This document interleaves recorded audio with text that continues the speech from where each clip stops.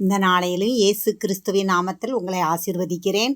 அது மட்டுமல்ல, வேதவசனம் சொல்லுகிறது, நான் உன்னை குறித்து சொன்ன காரியங்களை நிறைவேற்றும் அளவும் நான் உன்னை விட்டு விலகுவதும் இல்லை, உன்னை கைவிடுவதும் இல்லை என்று வேதம் சொல்லுகிறது. நான் சொன்னதை செய்யும் அளவும் நான் உன்னை விட்டு விலகுவதும் இல்லை, உன்னை கைவிடுவதும் இல்லை. அவர் உங்களை குறித்து என்ன சொல்லியிருக்கிறாரோ அதை கட்டாயம் நிறைவேற்றுவார். எதை குறித்தும் கவலைப்படாதீங்க. இந்த நாளையில் வேதத்தில் கேள்விக்குள்ள போகலாமா? வாங்க போவோம். கரெக்டாக பதில் போடுங்க.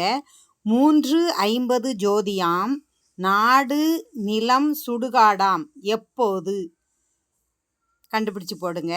அது மட்டுமல்ல, தந்துரி ரொட்டி விருந்து, தடல் புடல் விருந்து, வாங்கி போக உதவிய விருந்து, எந்த விருந்துன்னு கண்டுபிடிச்சு போடுங்க. அது மட்டும் இல்லை, தடையை மீறி தடை செய்யப்பட்டதை கடத்தி கொண்டு வந்த கடத்தல்காரன் நான் யார்?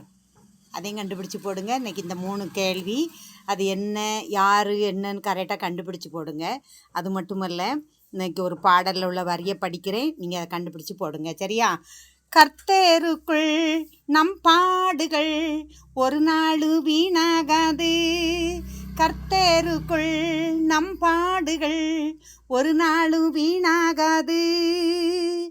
அசையாமல் உறுதியுடன் அதிகமாய் செயல்படுவோம். அசையாமல் உறுதியுடன் அதிகமாய் செயல்படுவோம். அந்த பாட்டு தலைப்பு எது என்று கண்டுபிடிச்சு போடுங்க. கரெக்டாக போடுங்க.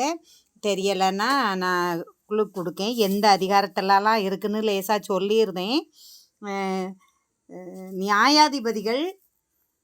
நியாயாதிபதிகளில் இருக்குது ஒன்று ராஜாக்களில் இருக்குது, ஒன்று யோசுவாவில் இருக்குது. 3 இடத்தையும் சொல்லிட்டேன், நீங்கள் கண்டுபிடிச்சு போடுங்க. தேங்க்யூ, நன்றி. அவர் உங்களை குறித்து சொன்னதை செய்ய மட்டும் உங்கள் கூடவே இருப்பார். ஆமேன், ஆமேன்.